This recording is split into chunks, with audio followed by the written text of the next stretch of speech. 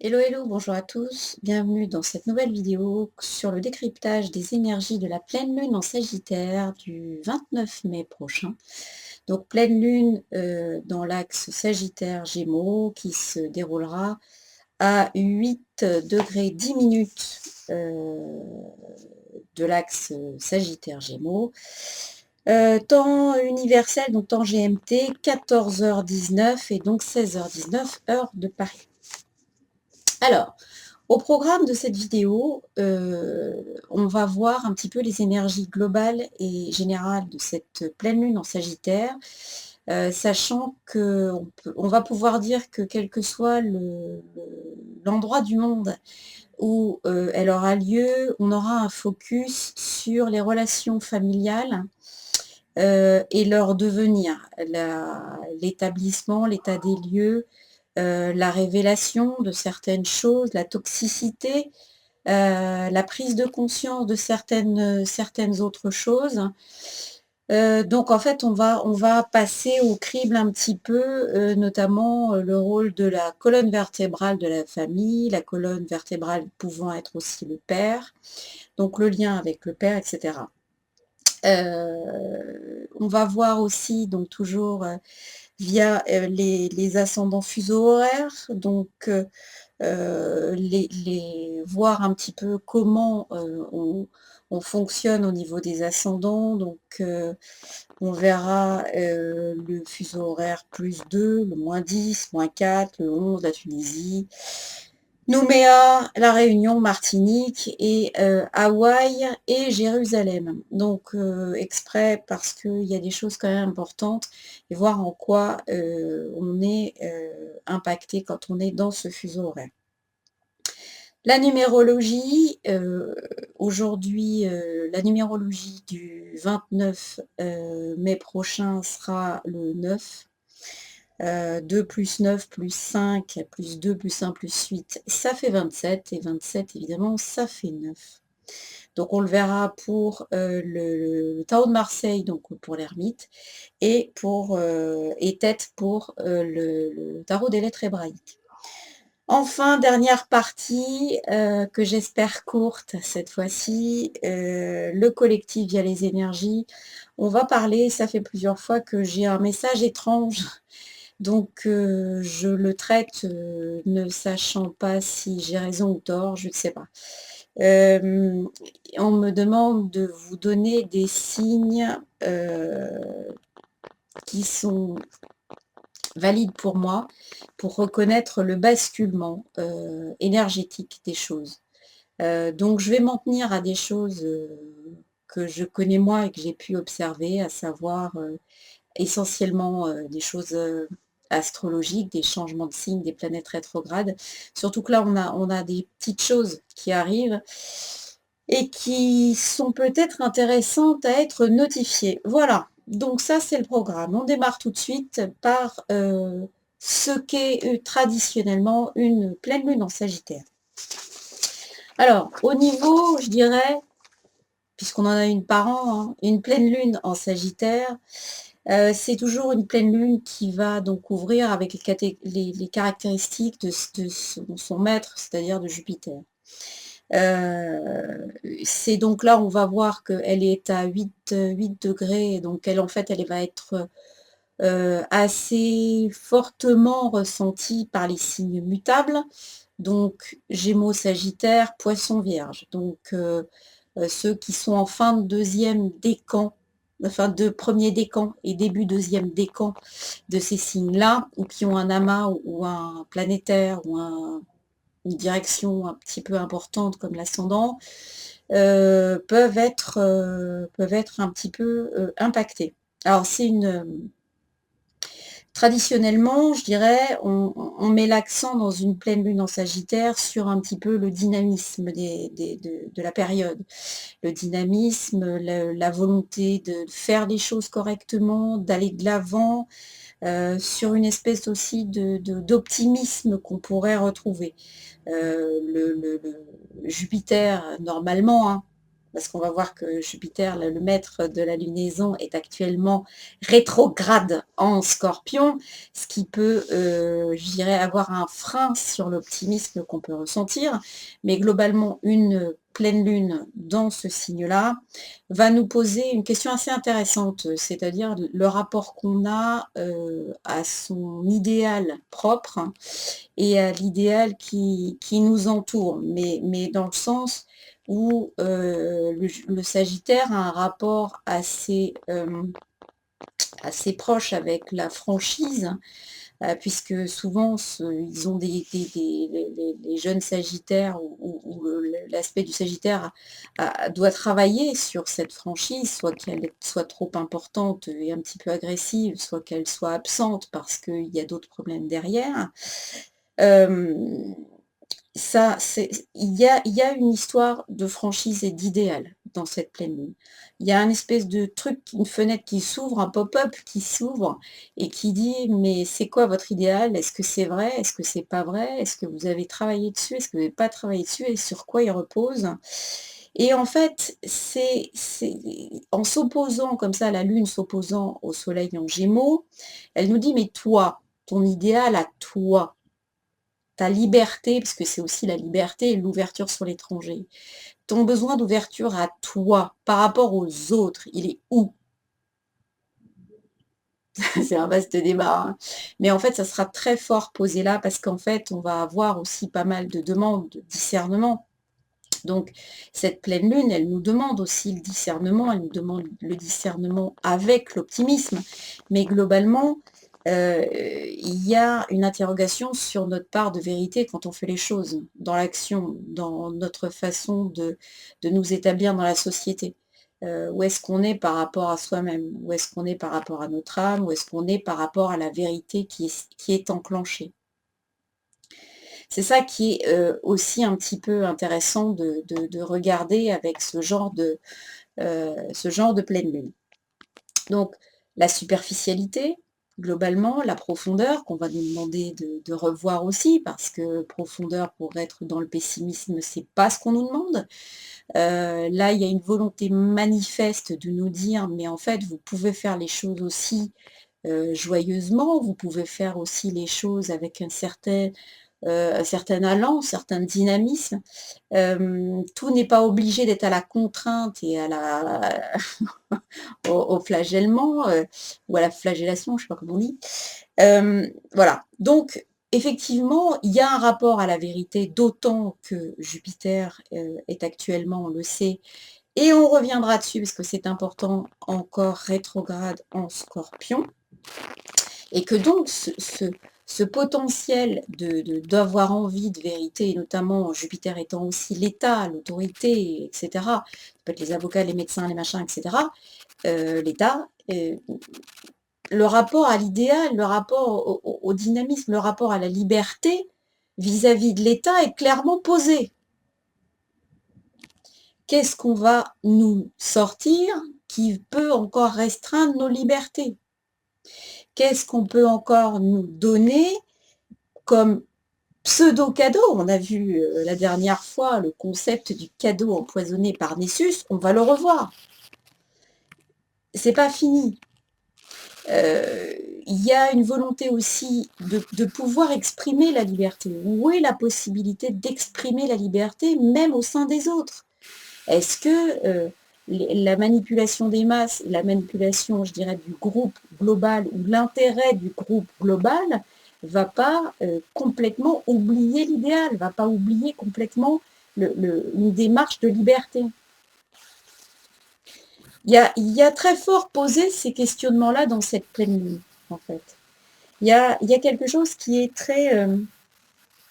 très intéressant, parce que ce rapport à la vérité, il peut même être assez austère, d'accord? Il peut même être sous la forme, comme on le verra avec l'ermite, d'une introspection et puis d'une lumière intérieure qui dit: «Mais si, mais moi c'est quand même ça que je sens, donc arrêtez quoi, c'est bon, stop, ça ira pas plus loin».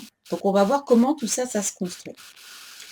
Alors, les autres aspects de cette lunaison, donc c'est assez, il y a beaucoup de choses, hein. Hem, par rapport directement à cet axe de pleine lune, soleil, on a, je dirais, essentiellement une question pour, puisqu'elle est, elle est très bien reliée au nœud lunaire, c'est-à-dire au nœud de la destinée collective, donc le nœud nord et le nœud sud. Donc le soleil est en sextile au nœud nord en lion, pendant que la lune est en trigo au nœud nord en lion, et inversement pour le nœud sud. Ce qui veut dire que, globalement, les énergies qu'on va pouvoir discerner, qu'on va pouvoir faire remonter, qu'on va pouvoir identifier, euh, euh, vont pouvoir être transmutées si on leur applique une technique. Donc globalement, tout ce qui va être possible pour nous d'identifier pendant cette période nous est permis de transmuter rapidement. Donc là, il y a une espèce de fluidité qui s'est installée et qui permet, je dirais, de se débarrasser, ni plus ni moins, de ce qui n'est pas à nous, ou même de ce qui est à nous, mais qui n'a plus rien à faire là, soyons clairs. On nous demande d'aller vers telle et telle fréquence, tel et machin, ok, d'accord, pas de problème, mais on nous dit, ça sert plus à rien, ça sert plus à rien, vous avez identifié que ça, c'était pas un truc pour vous, clac, dehors. Vous faites 3 trucs, le Ho'opono, le EFT, le MDR, je ne sais quoi encore, le pardon, enfin vous des techniques, vous en avez tous plein, la cohérence cardiaque, plein de choses. Bon, en tout cas, peu importe la technique, on a un espèce de blanc-seing qui nous dit identifier, dégager, identifier, dégager. Donc on travaille là-dessus. Donc, il y a vraiment une possibilité de se débarrasser en ce moment des choses qui gênent. D'autant plus que c'est encore validé par la Lune qui est en sextile, puisque Mars est conjoint au nœud sud, donc la Lune est aussi sextile et le Soleil est trigone à Mars, en Verseau. Donc ça veut dire que même des choses qui auraient trait au collectif, qui auraient trait, je dirais, à des informations, qui auraient trait à des lignées de choses qui sont même pas palpables, on va dire, d'accord? Ou même certaines maladies inflammatoires, certaines maladies auto-immunes, des choses qui ont trait avec le physique, avec un côté inflammatoire des choses, avec un côté qui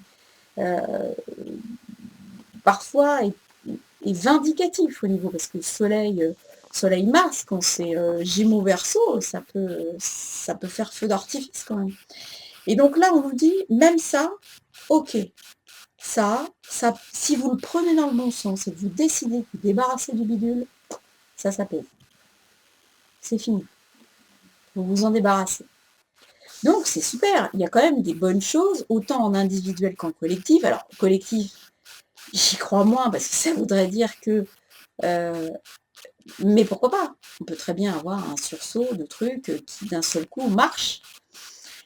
Peu importe, le principe il est là. L'énergie dit que quand on identifie une énergie déconnante et qu'on lui applique une action, Mars, qu'elle soit individuelle du Bélier, collective du Verseau, ça fonctionne. Chiron étant d'ailleurs en Bélier, l'action individuelle doit pouvoir également solutionner le collectif. D'accord? Donc, on a tout un panel de choses qui peuvent fonctionner. Alors, on a, dans cette lunaison, on a un truc qui est très intéressant, qui est un iode. Un iode, c'est-à-dire une espèce de sextile, donc avec 2 amas en sextile, qui pointent vers donc un espèce de grand triangle sur un sextile et 2 quinconces. Donc quinconce, c'est 150 degrés. Ici, donc, à la pointe du triangle, on a Saturne.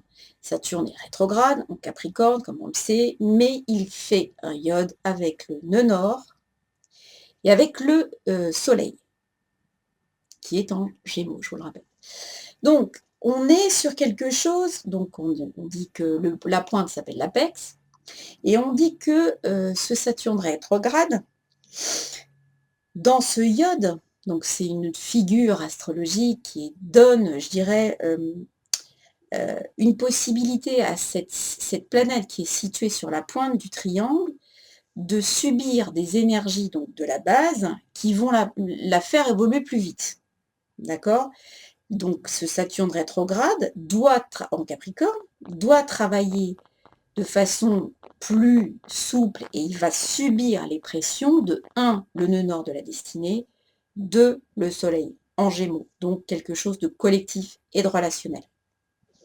Donc ça veut dire qu'au niveau individuel, on doit être capable, je dirais, pour soi ou pour le collectif, de dissoudre ses propres structures qui ne servent à rien. Donc encore une fois, on dit la même chose.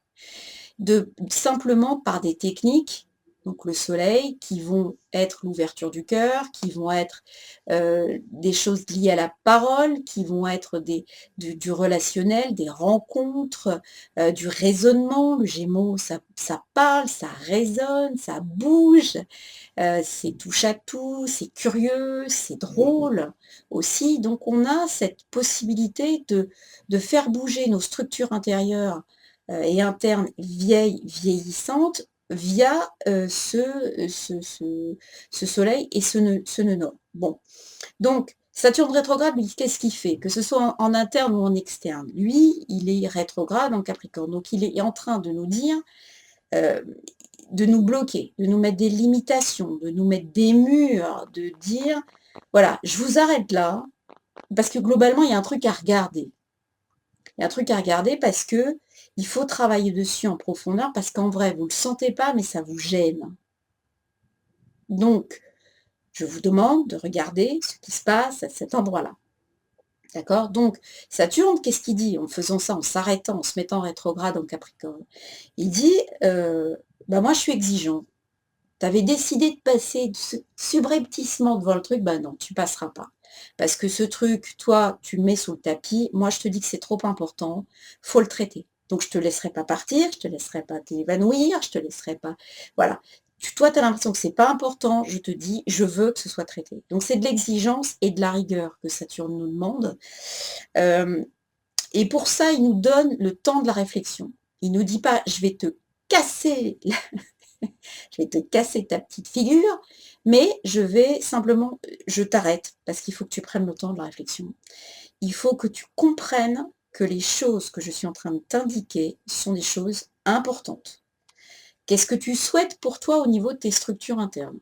Qu'est-ce que tu souhaites pour le collectif? Est-ce que tu as bien réfléchi à ce que tu veux? Que ce soit aussi pour toi ou, pling, au milieu du iode, il y a une Vénus opposée, en Cancer.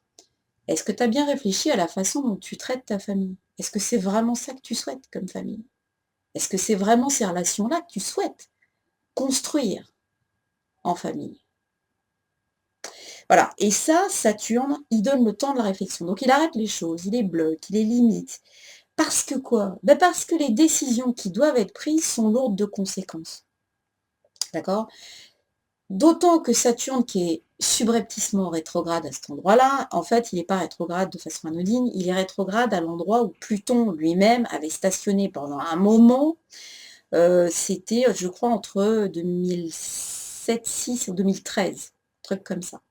Donc, entre cette période-là, ouais, 2010, 2008, 2013, un truc comme ça, on s'est retrouvé à avoir déjà pas mal mariné un certain nombre de sujets. Pluton, en rétrogradant dans cette zone-là, il disait ça, il va falloir que ça change. Donc je te le pourris. Et Saturne qui vient d'arriver dessus dit bon ben je construis quoi moi? Il n'y a plus rien en fait là, tout est pourri. Donc je fais quoi? Je jette, je trash, je fais quoi? Donc on est censé ici pouvoir passer au-dessus je dirais, parce que Pluton a laissé une espèce de chaos normalement là-dedans, dans ces sujets-là. Donc mais il n'y avait rien de reconstructible de façon satisfaisante. Donc aujourd'hui, Saturne dit écoute, moi je peux reconstruire des choses différentes, mais il faut réfléchir. D'accord? Et donc pour aider Saturne à reconstruire des nouvelles choses et pas les mêmes qui n'ont déjà pas marché et qu'on a déjà dû éradiquer avec Pluton, il est équipé bonne énergie, qui est l'énergie du nœud nord de destinée collective, qui lui dit « Eh, moi je veux aller vers le lion, là, vers l'unité complète, que ce soit au niveau individuel ou collectif. » Et le soleil dit « Moi, bah, je suis le rayonnement de ton âme. D'accord? Je suis quelque chose qui doit je suis le maître du lion, donc je suis aussi le maître du nœud nord de collectif, donc je veux l'unité, je veux quelque chose qui ne soit pas dissocié, quelque chose qui englobe de façon chaleureuse tout le monde, et en tout cas toutes les facettes de toi-même. D'accord? Donc on est guidé, Saturne, qui est très froid, devient guidé par le nouveau père, entre guillemets, c'est-à-dire une énergie d'unification, une énergie de tolérance, d'unité. On englobe les choses même si elles ne sont pas parfaites. On englobe les choses, on les ramène à l'unité même si elles sont différentes. On ne les fusionne pas parce qu'elles se ressemblent. On les englobe dans un tout qui a des choses différentes à l'intérieur. Voilà. Et donc, on a à réfléchir là-dedans avec cette Vénus qui est opposée à Saturne en Cancer et qui dit, mais il y a des schémas qui sont liés à la destinée et à l'histoire familiale. D'accord? L'histoire familiale, elle doit être traitée. Les anciennes structures familiales doivent être traitées. Ici, Saturne en apex, il figure le Chronos qui dévore ses enfants. D'accord? Alors qu'il est alimenté par d'un seul coup le Soleil, qui est le nouveau père. Donc, la place, le nouveau rôle du père dans l'unification de ses enfants. Donc, on a une énergie qui intervient et qui dit, voilà, je suis là pour vous unifier, je suis là pour vous aider à vous retrouver, je suis là pour vous donner un nouveau territoire. Mais il va falloir laisser l'ancien, il va falloir laisser les anciennes structures trop rigides, celles qui dissèquent, celles qui dévorent, celles qui découpent, d'accord, qui tranchent. Il faut vraiment enlever ces schémas handicapants, il faut les, les, les céder, les foutre en l'air et puis baser ça sur des nouvelles structures qu'on ressent, en fait, qu'on ressent avec le cœur. C'est ça qu'on nous demande. Voilà, d'accord? Chacun ayant une nouvelle place dans l'unité familiale. Une place qui n'est pas jugée, une place qui n'est pas traditionnelle, une place qui n'est pas... une place qui est simplement liée à l'unité de la famille. Parce que oui, chacun a sa place. Donc du coup, le transgénérationnel de la famille doit être traité parce que est-ce que chacun est à sa place en vrai?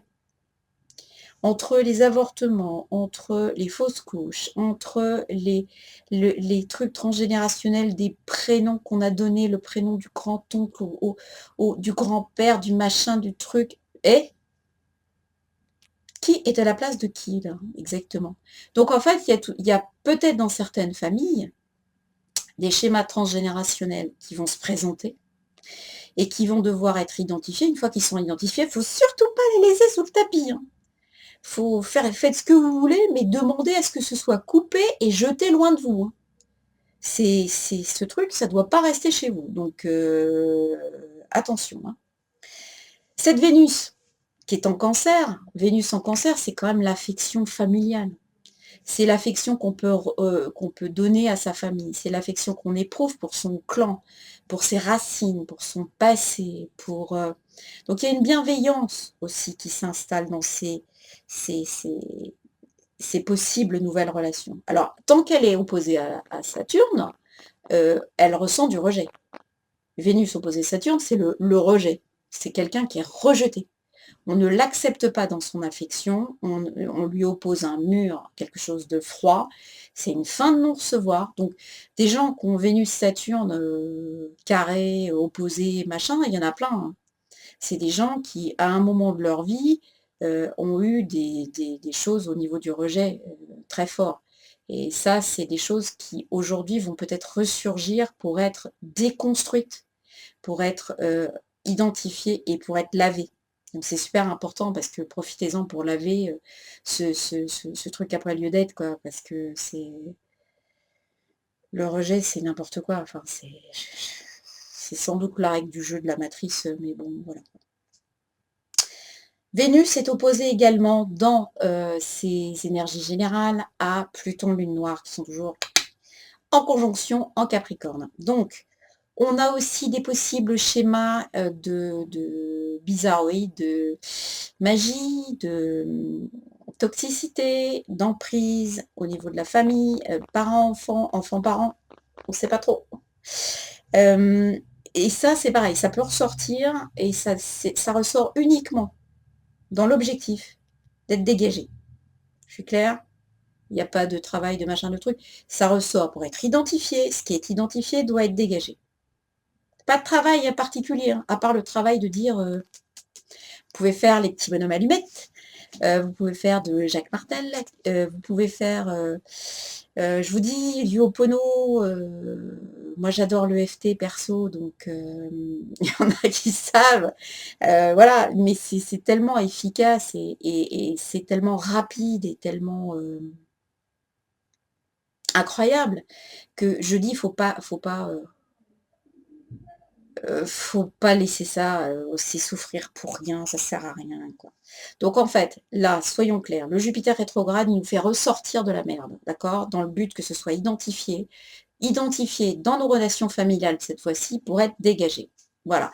Il n'y a pas d'histoire de karmique. On n'essaye pas de vous faire croire que c'est votre faute, que machin, que truc, vous êtes coupable, ne rentrez pas là-dedans. On vous demande d'identifier sans émotion le schéma qui se montre, qui se manifeste, et ensuite, vous le dégagez. Voilà. D'autres aspects. Jupiter, donc on en a parlé, qui est, lui, bien relié à Vénus en Cancer et à Neptune en Poisson. Alors, j'aimerais qu'on en parle parce que c'est ce truc, ce grand triangle d'eau un peu chelou, comme je dis, qui, qui m'a interpellée.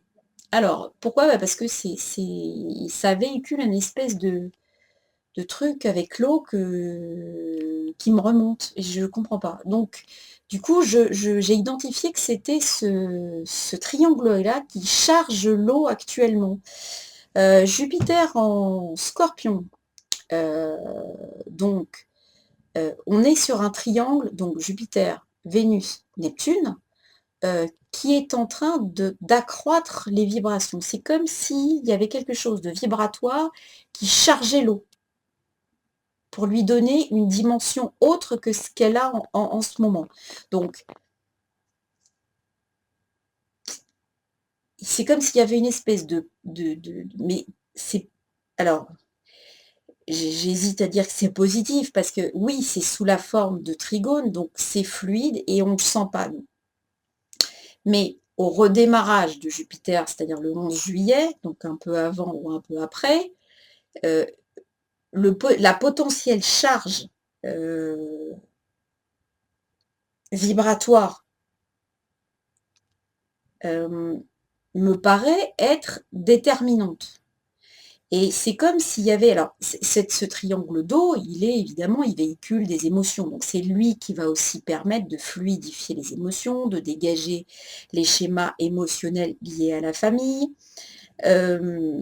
pour apaiser les choses. En fait, tout ça pour retourner au point zéro. Mais pendant qu'on retourne au point zéro, c'est-à-dire pendant que nous, on se libère, c'est-à-dire qu'on fait baisser globalement le taux de charge négative qu'il y a à l'intérieur de nos lignées, l'eau extérieure paraît être chargée par quelque chose d'autre.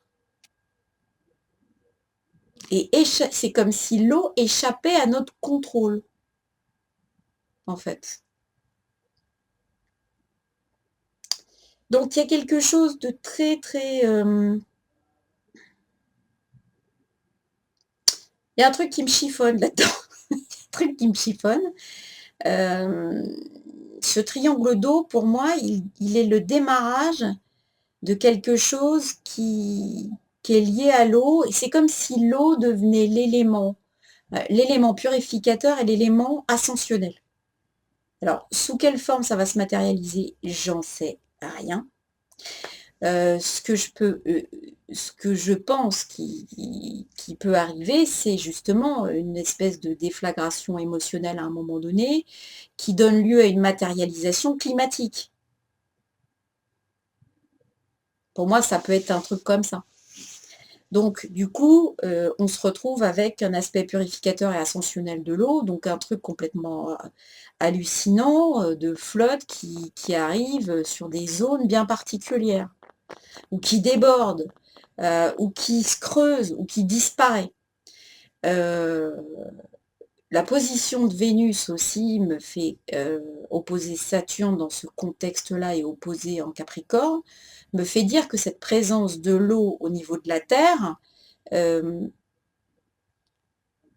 va devenir quelque chose de cher. Je sais pas, c'est comme si s'il y avait une espèce de bascule d'or noir, d'eau, d'or bleu, voilà, et il y avait quelque chose qui était en train de se fabriquer. Alors, est-ce qu'on parle de l'eau douce ou de l'eau de mer? Il y a quelque chose, voilà.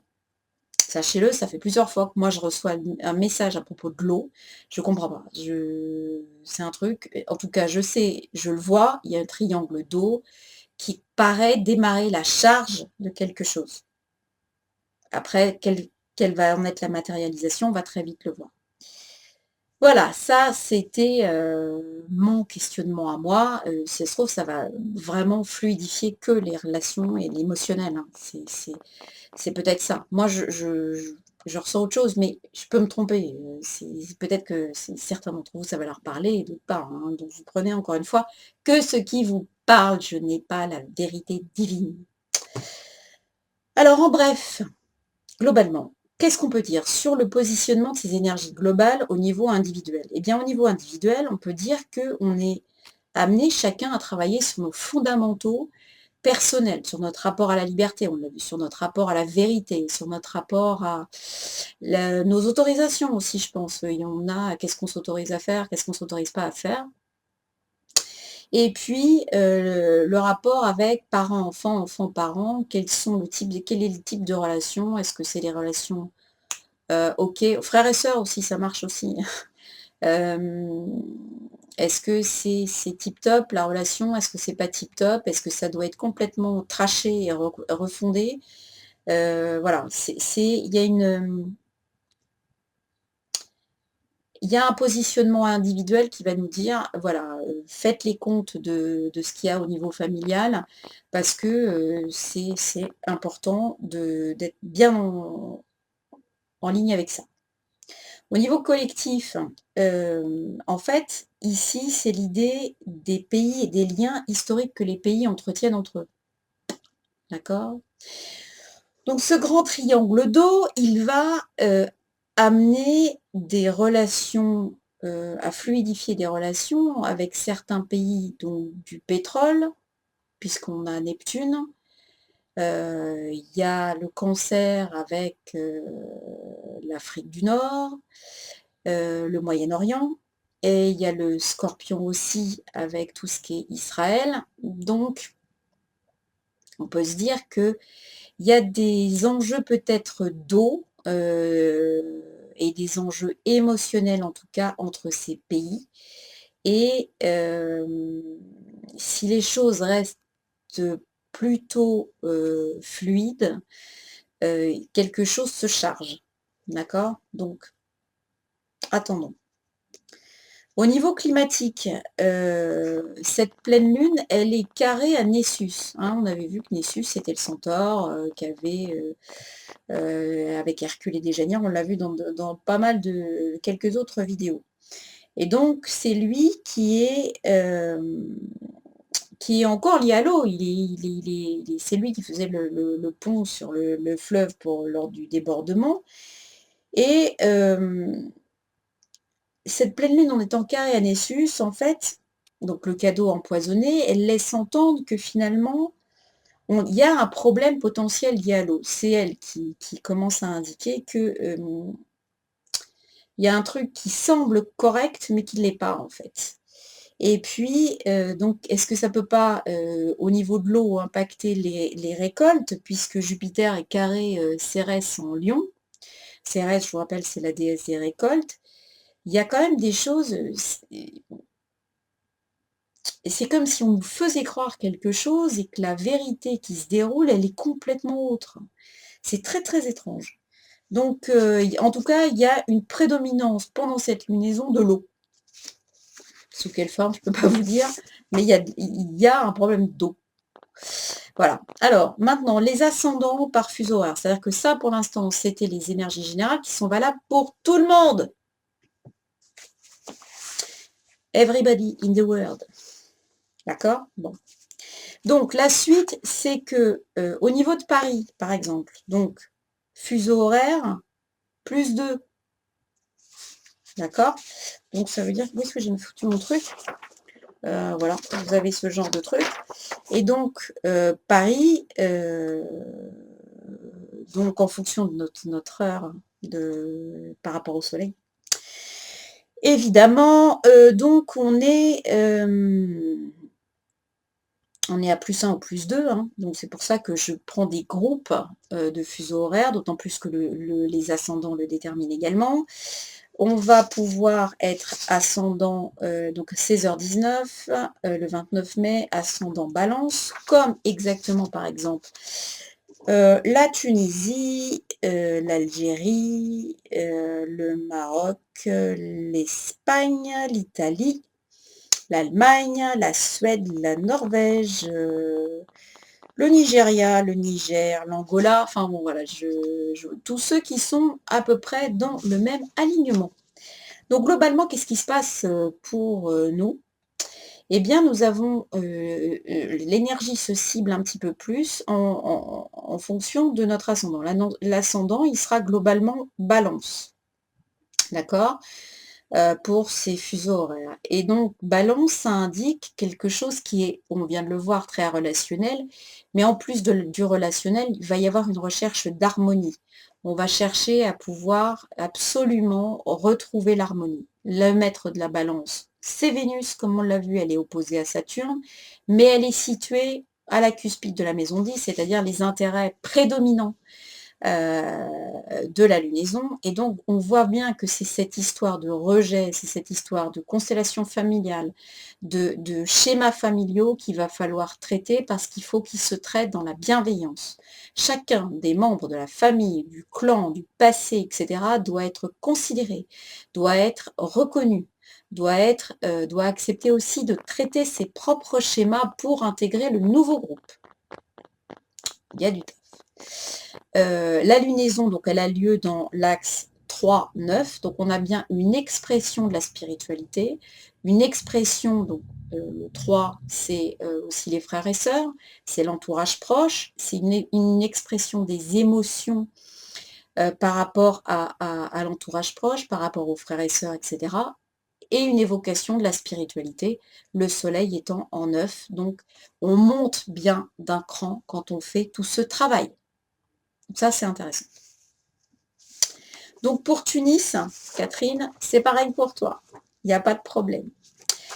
Tout ça, c'est valable. Ensuite, le GMT plus 3, j'ai regardé de façon à prendre le 3-4, je crois, et j'avais pris Jérusalem, Mayotte et puis La Réunion. Alors, donc ça veut dire que Jérusalem, donc on va passer du Scorpion, Jérusalem est ascendant Scorpion, donc sur Jupiter, et oui. Donc, Mayotte et La Réunion vont être un ascendant Sagittaire, donc conjoint à la Lune de la lunaison. Alors Jérusalem, qui est ascendant, donc l'heure, le temps c'est toujours 14h19, l'heure c'est 17h19, d'accord, et on se retrouve donc avec un ascendant 10 degrés 01 minute, donc avec un Jupiter rétrograde en maison moins de la lunaison. Ce qui veut dire qu'il y a un vrai besoin, je ne sais même pas, c'est enfoncer des portes ouvertes ce que je veux dire. Il y a un vrai besoin de vérité. Il y a un vrai besoin de vérité, il y a un vrai besoin de mettre, les choses en lumière. Donc il y a une énergie qui porte à pousser les gens à le faire. Pour autant, Jupiter étant encore à rétrograde, la lunaison du coup se base dans l'axe 2-8, c'est-à-dire où on fait les choses pour la matière, pour l'argent, pour, de façon cachée avec des financements en 8, avec des choses qu'on ne veut pas communiquer. Le soleil est en gémeaux en 8, donc c'est vraiment les ténèbres absolues. On ne veut pas communiquer sur ce qui se passe, on ne laisse rien passer. Et au niveau du Saturne, Vénus, donc rejeté, on est sur du 3, du 2-3 opposé à maison 9, donc un gap spirituel qui est compliqué à passer. Il est maintenu, je dirais, en bas. La récolte annoncée par Cérès et qui est contrariée par Jupiter est au sein vraiment des préoccupations. Elle est en cuspide de 10 avec le nœud, ça veut dire que le nœud de destinée collective est lié à quelque chose qui se passe là-bas. Ok? Donc, on est sur quelque chose qui doit être exprimé, qui ne l'est pas. On a une emprise avec Pluton, lune noire, opposée à la lune. Et donc, une volonté de remettre en cause les choses, de ne pas communiquer. Il y a un problème de transformation de la communication, de transformation des relations proches, de compréhension de ces relations proches. D'accord? Donc on a, voilà, tout ça, c'est en train de bouillir et c'est en train surtout d'être caché parce que ça n'est pas prêt à être révélé. Au niveau de Mayotte, on a un ascendant qui est 4 degrés 01 minute, donc toujours 17h19, Sagittaire. Donc on descend un peu et on voit que l'ascendant également descend. Qu'est-ce qui se passe? Il se passe que du coup, la lunaison a lieu entre le 1 et le 7. Donc on voit qu'il y a un problème entre... Enfin, il y a un problème. C'est nous et les autres. La 7, c'est l'autre. Donc, on nous demande, avec le 2 et le 8, d'arriver à pouvoir manifester les schémas dans la matière et de façon ouverte et pour pouvoir les solder. Ici, c'est très compliqué. C'est-à-dire que les schémas sont encore très profondément ancrés dans la matière.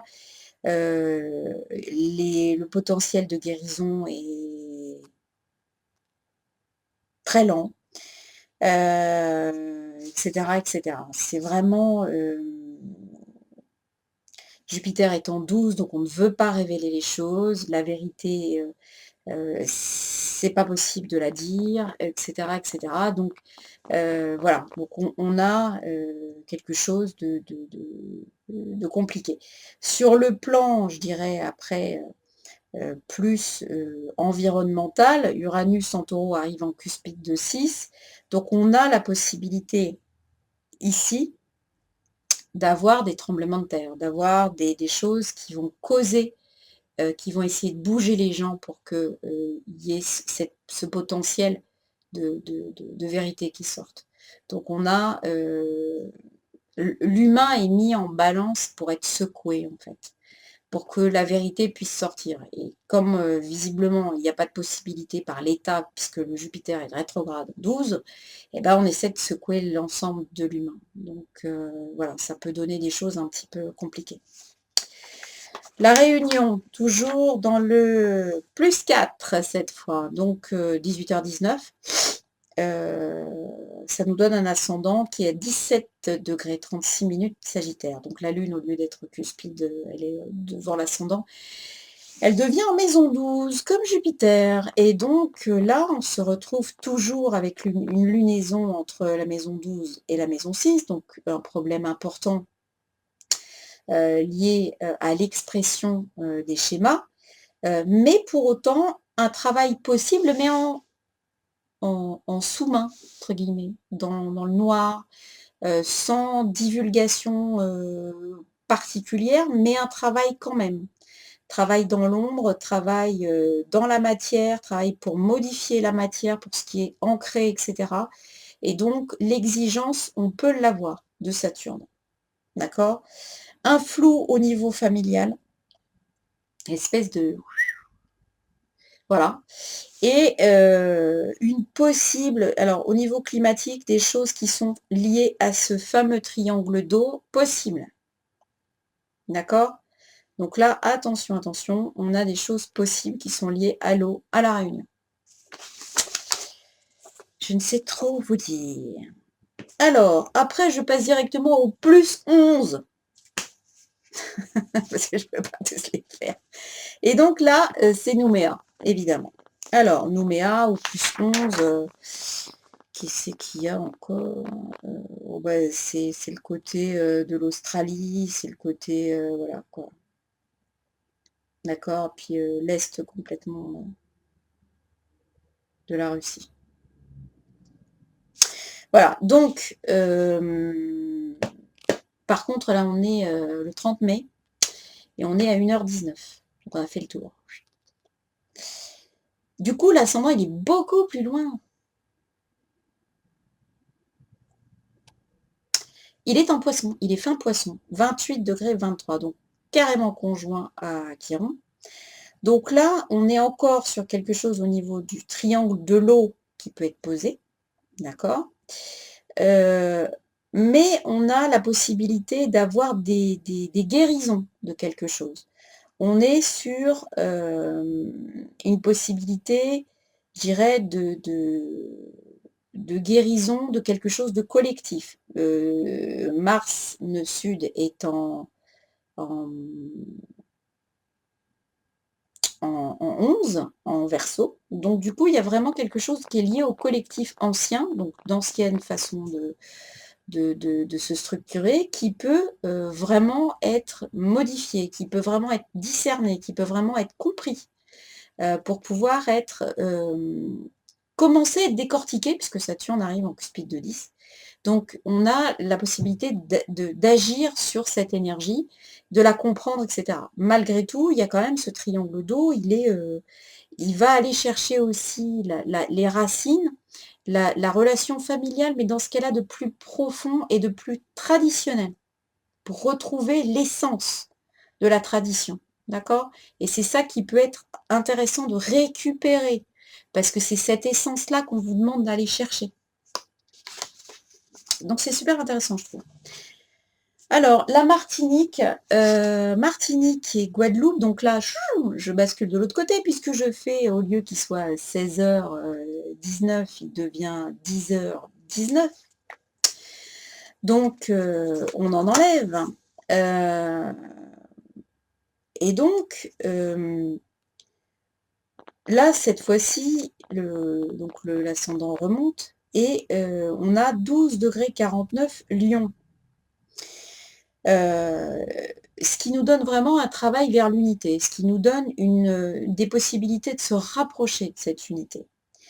Heu, Jupiter est cuspide 4, trigone, Vénus, Cancer en 12 et Neptune est en 8. Donc on a encore ce triangle d'eau qui est positionné de façon, qui ne me plaît pas vraiment. Donc, on peut se dire, que c'est pareil, Uranus est en 9, donc il y a peut-être un appel d'air possible pour spiritualiser la compréhension des choses et la lunaison est entre la 4 et la 10. Donc on se retrouve à voir, est-ce que le pouvoir peut quelque chose pour les familles? Donc, ouais, il y a quelque chose, hein, donc voilà. On peut avoir, vraiment une fluidité à la fois des relations familiales, mais aussi la possibilité de certains heurts, de choses qui sont complexes au niveau de la médecine, au niveau des hôpitaux, au niveau des fonctionnements étatiques peuvent être ébranlés par quelque chose. D'accord? Donc il faut, il y a des consciences qui peuvent s'ouvrir et donc des choses parallèles qui peuvent se mettre en place, parce que justement ce triangle d'eau, il permet la mise en place de choses parallèles. Pour autant, heu, il y a une intervention d'Uranus en 9 en Taureau qui indique que, C'est pour la guérison globale, donc je vais donner un petit coup, quoi. Ping. Donc, aspect sismique volcano, surveillé, hein, quand même, parce que voilà, il y a quelque chose qui là-dedans, peut paraître bizarroïde au niveau aussi climatique, d'accord? Donc à surveiller, comme pour la Réunion. Québec, là on retourne, donc pareil dans les mêmes styles, donc on a du 10h19 le matin, 15h58, donc au lieu de 12, ascendant Lion, donc vous voyez, ça donne à peu près la même type d'énergie à travailler. Donc là, c'est pareil, on nous demande de fluidifier tout ce qui est relation, tout ce qui est émotionnel, tout ce qui charge l'eau. Il y a quelque chose au niveau étatique qui est, pas fiable. Donc des autorités pas fiables, et quelque chose qui peut être surprenant, pendant la relation au niveau information, qui peut être surprenant. On va voir si, Uranus tient ses promesses ou pas. Et puis enfin Hawaï et Tahiti, qui sont sur le même, fuseau horaire. J'en ai un qui est à Hawaï est à 12,50 € et Tahiti à 9,57 € du Taureau. En ascendant, heure 4h19 du matin. Donc, on a un Uranus en maison 12, la lunaison a lieu dans l'axe 2-8, ce qui veut vraiment dire justement l'alliance toujours du relationnel et de la matière, d'accord, avec le financement, avec quelque chose d'occulte, avec quelque chose qui nécessite de la transformation, d'accord. Donc on a du collectif nœud sud Mars qui est sur la cuspide de 10. Donc les intérêts peuvent donner lieu à des mouvements de foule ou des choses comme ça qui peuvent être assez violents. Alors c'est des peurs collectives qui peuvent ressortir et qui peuvent parfois donner lieu à des matérialisations, bon, plus ou moins violentes. Donc attention, restez bien dans votre bulle, de fréquence pour pouvoir justement comprendre ce grand triangle d'eau là, nécessaire collectif qui peut venir jouer à la fois pour fluidifier les relations, mais qui peut aussi, sur le plan climatique, déclencher des choses qui sont un peu compliquées à gérer, au quotidien, en fait. Parce que ça impacte le quotidien. Ça peut être simplement une inondation, ça peut être simplement un orage, ça peut être simplement une secousse qui va tracher un immeuble administratif, ça peut être des blocages comme ça, mais il faut rester vraiment top level pour pouvoir justement slalomer en toute conscience entre ce truc-là et comprendre que c'est pas contre nous, mais c'est pour son ascension que ça charge, à elle, à Gaïa. Donc Hawaï, on n'en a pas fini, clairement. On n'en a pas fini du tout. Alors, ça va durer un moment. Maintenant, il faut que les choses se tassent et il y a cette charge de l'eau. Donc pour l'instant, comme pour Tahiti, on a des choses qui sont qui peuvent être en attente et qui peuvent également nous donner des indices de résolution des choses. Voilà, hein, notamment en lien avec la matière. Attention, retrouver les... À chaque fois dans ces îles, en fait, on nous demande de retrouver l'essence des choses qu'il y avait avant, en fait. Et donc, il faut aller chercher l'essence de ce qui se passe, l'essence finalement des éléments de la nature pour pouvoir comprendre et se synchroniser pour arriver à se mettre directement en phase avec ce qu'il y a. Donc je trouve que c'est plutôt pas mal. Plutôt pas mal. Donc ça c'était les ascendants, enfin les fuseaux horaires. Maintenant, dernière partie, la numérologie plutôt. Alors la numérologie, euh, on va voir que donc pour l'énergie de cette pleine lune, on a l'ermite, donc le 9. Donc je vais indiquer le calcul. Donc l'ermite, c'est qui? C'est l'archétype de la prudence. Donc du discernement, de l'étude, de l'introspection. C'est lié, très lié à l'élémentaire, donc on voit le rapport tout de suite avec Saturne rétrograde qu'on a vu là précédemment en apex du iode, donc une réflexion toujours sur les anciennes structures, quelque chose de lent qui nous laisse le temps de la réflexion, donc vraiment un parallèle très fin avec Saturne rétrograde, hein.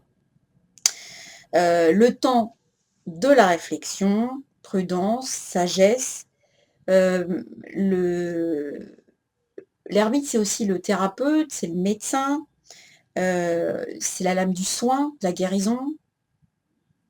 Donc on a des choses comme ça. Donc l'ermite, c'est une des vertus cardinales qui avait été, je rappelle, Platon en parle dans son discours sur la République, il cite des vertus cardinales et théologales, donc pour que l'humain puisse lui-même se référer à des valeurs pour pouvoir se guider et se construire. Alors il y a 4 vertus cardinales et 3 vertus théologales. Les vertus cardinales, donc c'est prudence, c'est égal au 9, hein. Tempérance, c'est égal au 14, donc la tempérance, on sait ce que c'est la maîtrise de ses émotions et de ses instincts, etc. La force d'âme, donc c'est le 3e, donc nous on va appeler ça le courage, ou plutôt dans le tarot ça va être la force, d'accord? Toujours la maîtrise, la conscience de ce qui se passe, donc la maîtrise de son physique et de sa force, donc, mais le courage aussi d'aller faire les choses jusqu'au bout, c'est le numéro 11. Et enfin, la justice, pour que chaque homme puisse se sentir en équilibre, d'accord? Et reconnu. Donc, la justice, c'est le numéro 8. Les 3 vertus cardinales sont foi, espérance, charité. Donc, ça, il n'y a pas forcément de... quoique, oui, on pourrait trouver aussi dans le tarot, mais voilà, ça, ce sont des choses qui ont été, depuis les Grecs, établies pour que l'homme et l'humanité puissent se construire sur des valeurs. Au cas où il n'en ait pas eu l'idée, eh bien, Platon lui en propose. Donc, l'ermite, revenons à l'ermite, lui, il dit, bah, on va pouvoir récolter ce qu'on a semé. Donc, finalement, qu'est-ce qu'on a semé? D'accord? Lui, il arrive, le 9 arrive après le 8, donc après la justice. Donc il clôture un cycle. D'accord? Dans le 9, comme en numéro, pas que dans le tarot, il y a une notion de bilan, il y a une notion de fin de quelque chose. On se retourne pour voir le bilan. D'accord? Donc il ramène au 1. D'accord? Il ramène au 1. Il regarde toute la succession des choses qui ont été faites depuis le 1, donc il ramène au 1. Comme exactement, on nous disait de travailler pour que, retourner au 1 avec Saturne rétrograde en apex du iode tout à l'heure. D'ailleurs, le iode, ça veut dire 10. D'accord? C'est la carte 10, ça c'est la lettre 10 de l'alphabet hébraïque, et c'est le doigt de Dieu. Donc ça change de cycle, c'est le chiffre supplémentaire, un 0 supplémentaire. Parce que dans les deux anciennes lunes, pleine lune, on s'est retrouvé avec, et d'ailleurs on disait à chaque fois on est en chemin, on est en chemin, on est en chemin, on s'est retrouvé avec le 22. Le 22, c'est le mat. Donc on voyait cette carte du mat, hein, que je vais vous montrer là, qui marche vers la droite, mais en regardant pas forcément devant, en une espèce en fait, c'est une carte entre 2 cycles, mais on ne sait pas vraiment, on sait ce qu'on a quitté, mais on ne sait pas où on va. D'accord? Ici, et on regarde vers la droite. Donc, il y avait une histoire de mouvement. Ici, c'est pas pareil. Les choses on se retourne. Donc, les choses, elles ont été faites, elles sont abouties. On arrive à une croisée des chemins. Le mec, il a sa petite lanterne pour pouvoir éclairer. Il a son bâton qui lui permet de dire, bah, je suis toujours en chemin, je ne suis pas arrêtée comme les autres lames du tarot, je suis en chemin. Mais j'arrête pour voir et m'éclairer, pour réfléchir et m'éclairer, suite à tout ce qui s'est passé. Donc je regarde vers la gauche, donc je regarde vers la justice, s'il n'y a pas des trucs à retrouver dans la justice pour les trancher et les enlever. C'est exactement ce qu'on vient de nous demander en astro, finalement. D'accord? Donc il continue à cheminer, on le voit avec son bâton, donc bâton de sagesse, bâton de royauté, on en avait parlé déjà. Bâton qui relie à la terre, quelque part, hein, d'accord? On ancre notre jugement. Le mat aussi, il avait son bâton, qui lui servait quand même de fil pour pas qu'il aille trop dans la spiritualité, d'accord? Pour ancrer à la terre. Donc, ici, on nous demande, la vitesse n'est pas du tout la même, on ne nous demande pas de foncer droit devant vers un truc qu'on ne connaît pas, on nous demande de prendre conscience des choses, de les discerner, de les choisir, de les décortiquer. Le mat, il fonce, il ne regarde pas où il va. Ici, l'ermite, il se tourne de l'autre côté et il ne va pas vers le 10, quelque part, quand on regarde. Il fait un pas vers le 8, comme je disais tout à l'heure, et il ne va pas vers la route fortune qui bascule, en fait. Donc il retourne au 1 de son unité à lui, mais il ne va pas basculer, puisque la route fortune, on voit clac, elle bascule. Ben lui, il n'y va pas. D'accord? Il retourne, il fait son unité de cycle. Mais il n'y a pas de volonté d'aller quelque part s'il n'y a pas besoin. Donc, ce qu'il recherche, ce qu'il retourne, c'est la justice. Donc, ce qu'il recherche, en fait, c'est l'unité et l'équilibre. D'accord? Et il refuse de basculer dans l'inconnu, sans analyser. Donc, c'est assez intéressant quand même de arriver de façon super synchro avec les énergies de la pleine lune en Sagittaire, parce qu'on voit qu'il y a quand même un truc. Tête, c'est la carte de l'alphabet hébraïque.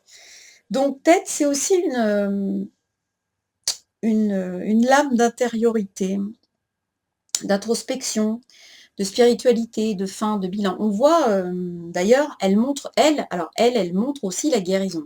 D'accord? Il y a ce verre là qui arrive de l'intérieur de la caverne et qui sort. Et le tête fait figure une grotte. D'accord? Il y aura de la connaissance, la lumière vient de là en fait, d'accord? Vient de l'intérieur. Donc ça rappelle bien cette histoire de Saturne qu'il faut clac, clac, clac, clac, clac, décortiquer, parce qu'une fois qu'on aura enlevé toutes les pelures d'oignon, eh bien on aura l'essence.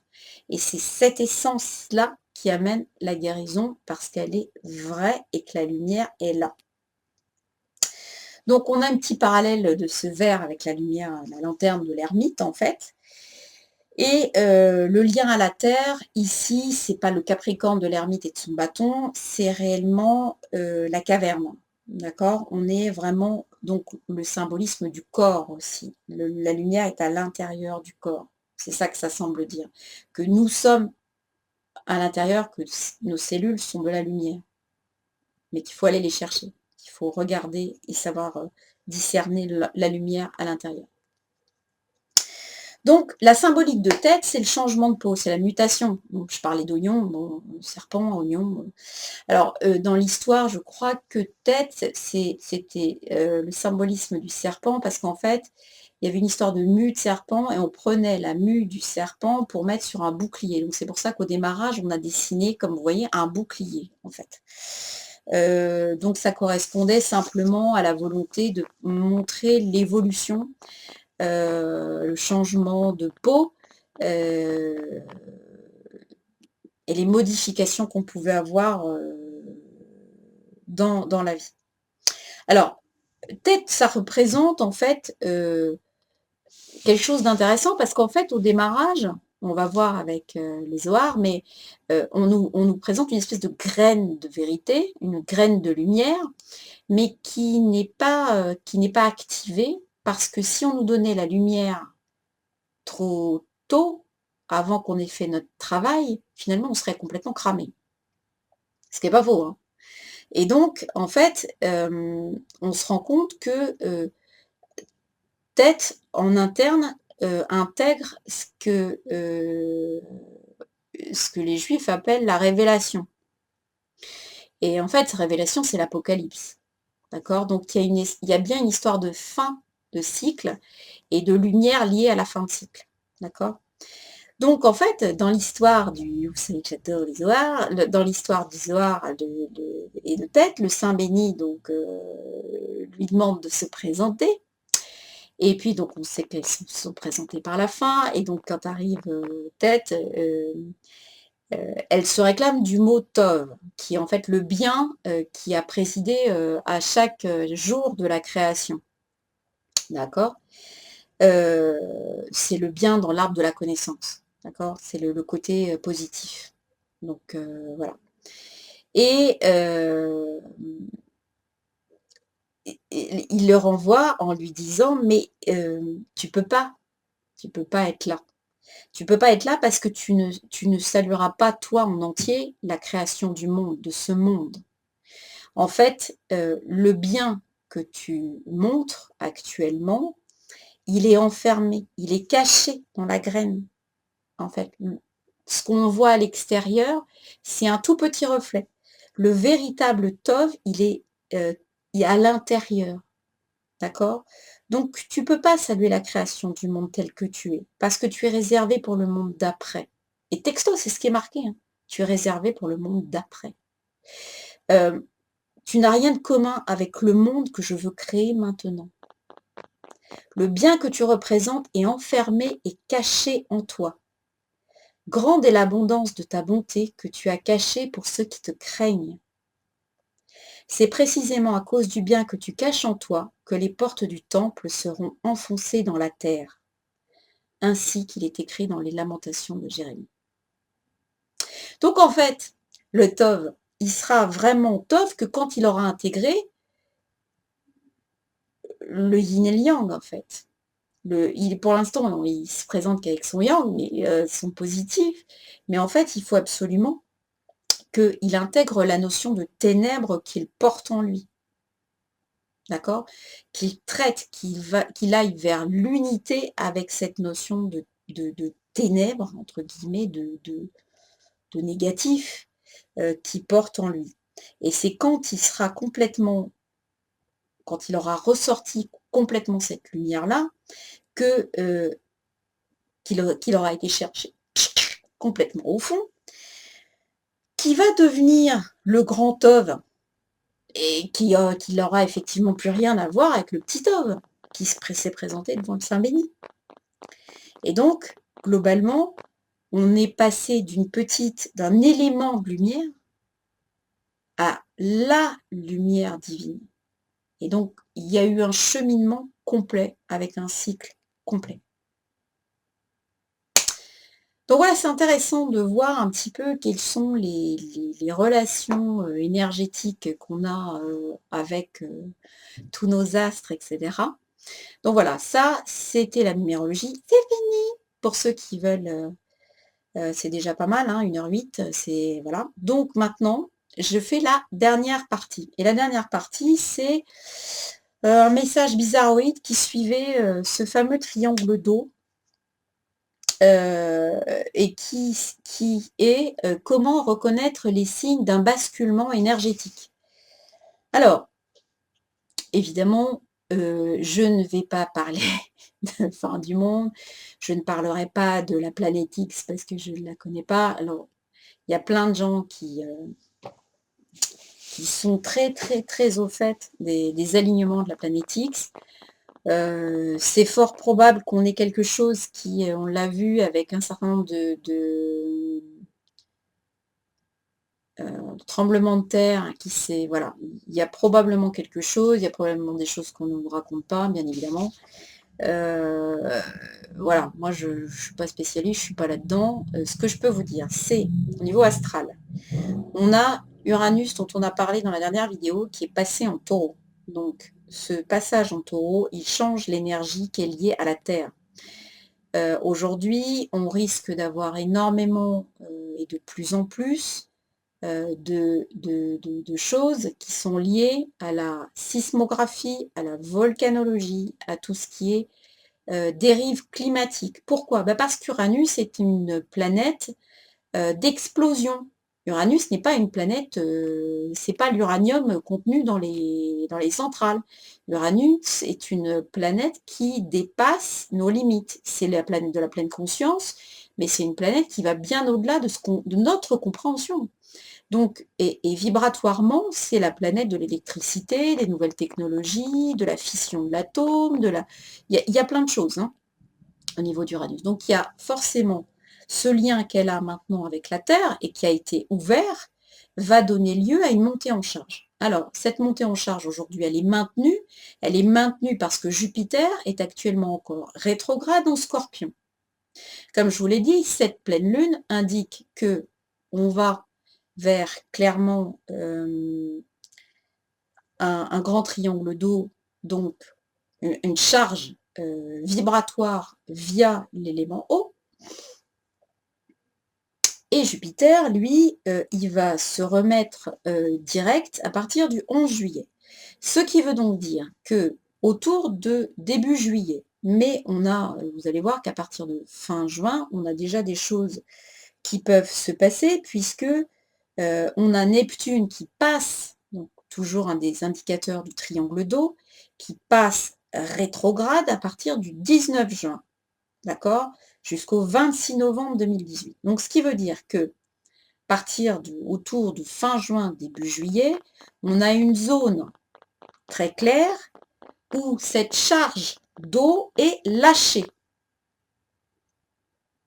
Donc, avec un Uranus toujours en taureau, puisque Uranus ne devient rétrograde que le 8-8-2018, d'accord? Il sera à 2 degrés taureau, et il va rétrograder jusqu'au 7 janvier 2018 à 28 degrés du bélier.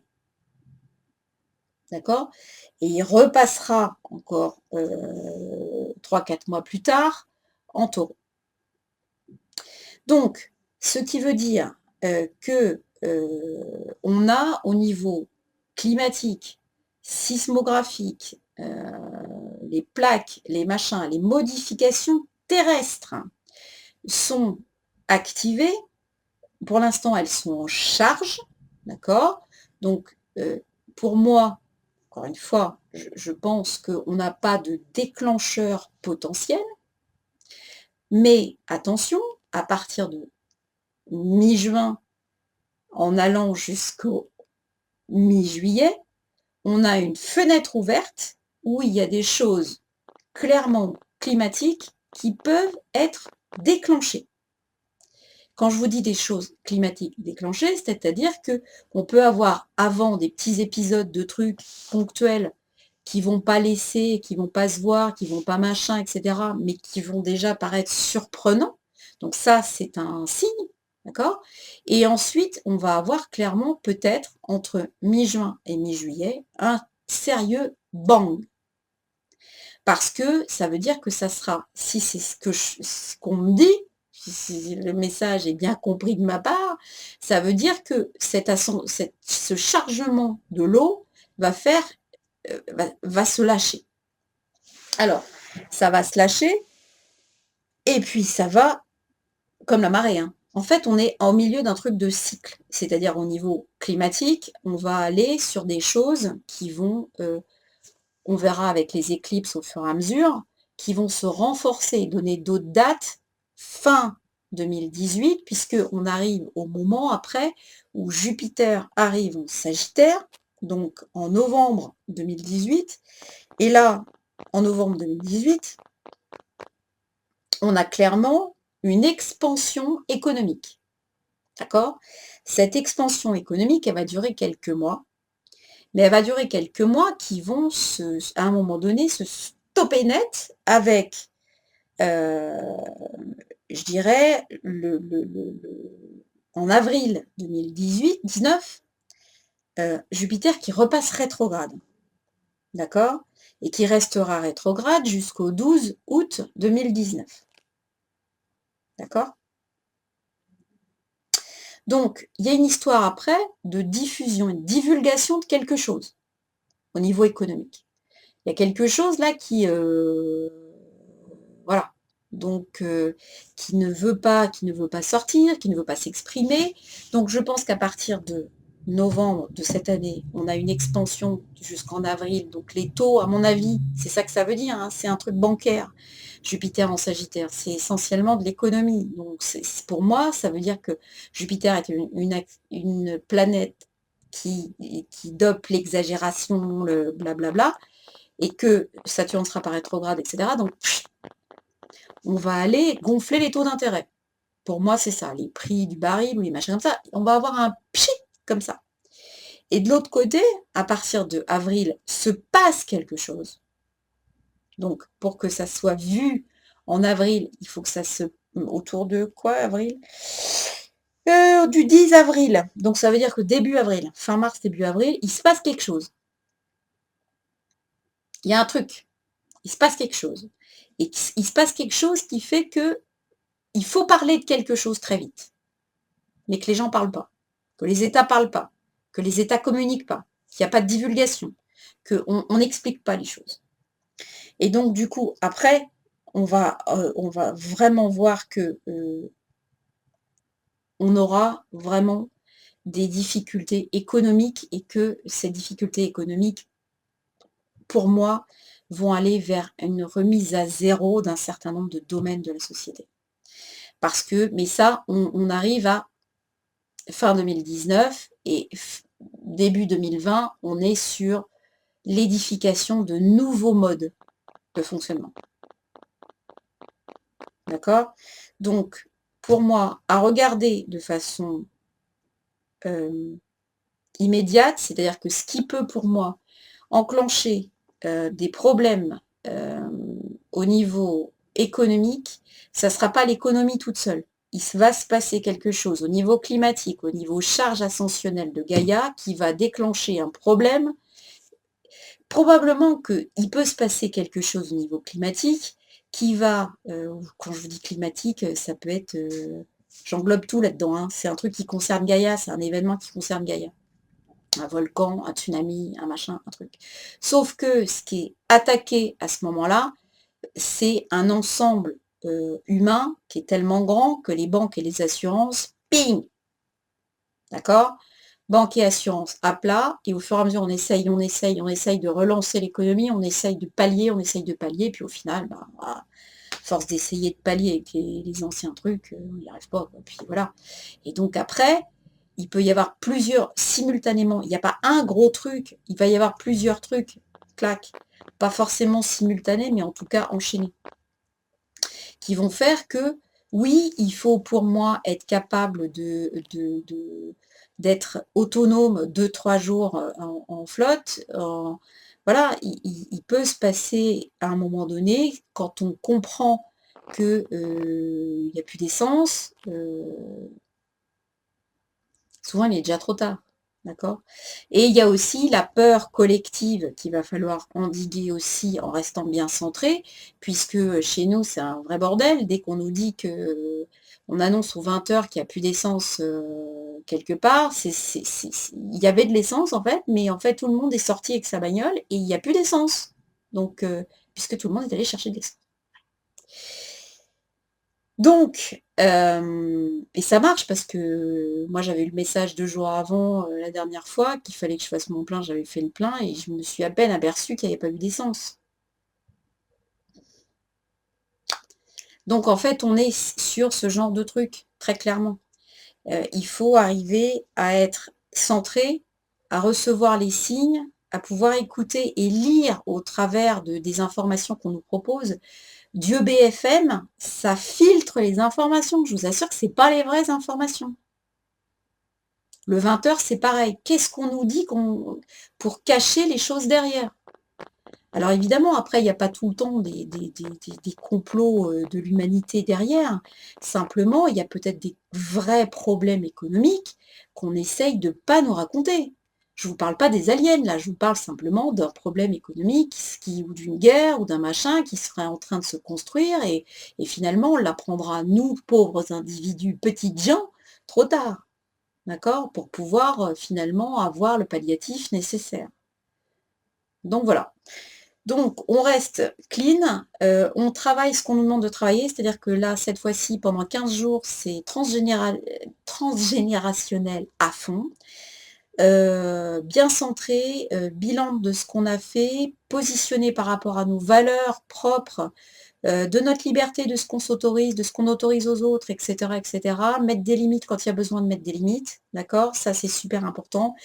Il faudrait qu'on le fasse au niveau collectif. Alors, je ne sais pas, comment, on peut, choper la vague.